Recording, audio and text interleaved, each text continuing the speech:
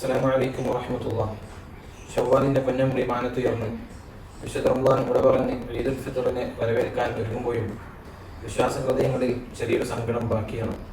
കാരണം പുണ്യങ്ങളുടെ പൂക്കാലമായ ധാരാളം നന്മകൾ ചെയ്ത് പ്രതിഫലം വാരിക്കൂട്ടാനുള്ള ഒരു സുവർണാവസരമാണല്ലോ ഓരോ റമദാനുകളും.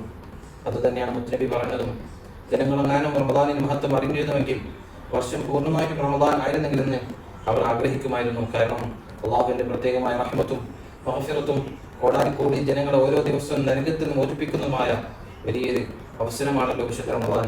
അല്ലാഹു സുബ്ഹാനഹു വ തആല നമുക്ക് ധാരാളം റമദാനുകൾ സ്വീകരിക്കാൻ നമുക്ക് തൗഫീഖ് നൽകുമാറാവട്ടെ.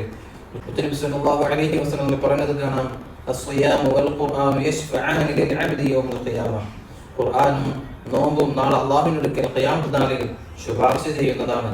നോമ്പ് പറയും, അല്ലാഹുവേ എനിക്ക് വേണ്ടി എന്നെ പരിഗണിച്ചുകൊണ്ട് അവൻ പകലിൽ ഭക്ഷണങ്ങളും പാനീയങ്ങളും അവന്റെ വികാരങ്ങളൊക്കെ ഒഴിവാക്കിയിട്ടുണ്ട്, അതുകൊണ്ട് ശുപാർശ ചെയ്യണം എന്ന് പറഞ്ഞ് സ്വർഗത്തിലേക്ക് കടത്തിവിടുന്നതാണ്.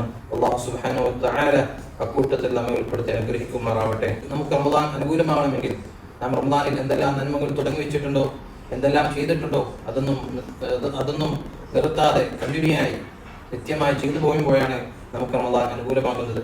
നമ്മുടെ നിസ്കാരങ്ങൾ, നമ്മുടെ നോമ്പുകൾ, ശവ്വാലിൽ ഇതാ സുന്നത്ത് നോമ്പുകളുണ്ട്, 6 സുന്നത്ത് നോമ്പുകൾ, മറ്റുള്ള മാസങ്ങളിലും ഒരുപാട് സുന്നത്ത് നോമ്പുകൾ അനുഷ്ഠിക്കാനുള്ള അവസരം നമ്മുടെ മുന്നിലുണ്ട്. അതുപോലെ തന്നെ ജമാഅത്തായി നിസ്കരിച്ചു, സുന്നത്തുകൾ, ഖുർആൻ പാരായണങ്ങൾ, ഒരുപാട് ഇൽമ കേട്ടു, മറ്റു ധാരാളം സ്വതക്കകൾ കൊടുത്തു, തസ്ബീഹ് നിസ്കാരങ്ങളും, അങ്ങനെ എണ്ണിയാകൊതുങ്ങാത്ത ഒരുപാട് നന്മകൾ നാം റമദാനിൽ ചെയ്തവരാണെങ്കിൽ ആ നന്മകൾ ഒന്നും കുറയാതെ, ഒട്ടും കുറക്കാതെ ഇനിയുള്ള 11 മാസങ്ങളിലും നാം അനുഷ്ഠിക്കുമ്പോൾ മാത്രമാണ് നമുക്ക് റമദാൻ അനുകൂലമായി സാക്ഷി നിൽക്കുന്നത്.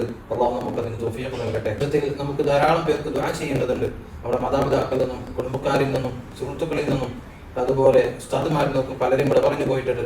അല്ലാഹു സുബ്ഹാനഹു വ തആല അവർക്കൊക്കെ മഗ്ഫിറത്തും റഹ്മത്തും നൽകി അനുഗ്രഹിക്കുമാറാവട്ടെ. ജീവിച്ചിരിക്കുന്നവർക്ക് അല്ലാഹു ആഫിയത്തുള്ള ദീർഘായുസ്സ് നൽകുമാറാവട്ടെ. സ്വർഗ്ഗത്തിന്റെ അഹലുകാരിൽ അവരെയും നമ്മെ അല്ലാഹു ഉൾപ്പെടുത്തി ഇനിയും ധാരാളം റമദാനുകൾ സ്വീകരിക്കാനും അല്ലാഹു നമുക്ക് തൗഫീഖ് നൽകട്ടെ. തന്ന റമദാനുകൾ അല്ലാഹു തആല നമുക്ക് അനുകൂലമാക്കി അവന്റെ അടുക്കൽ വിജയിച്ച ലൈലത്തുൽ ഖദ്ർ കൊണ്ട് വിജയിച്ചവരിൽ അല്ലാഹു നമ്മെ ഉൾപ്പെടുത്തി അനുഗ്രഹിക്കട്ടെ. ആമീൻ. عيدكم مبارك، عيدكم سعيد، تقبل الله منا ومنكم صالح الأعمال. السلام عليكم ورحمة الله وبركاته.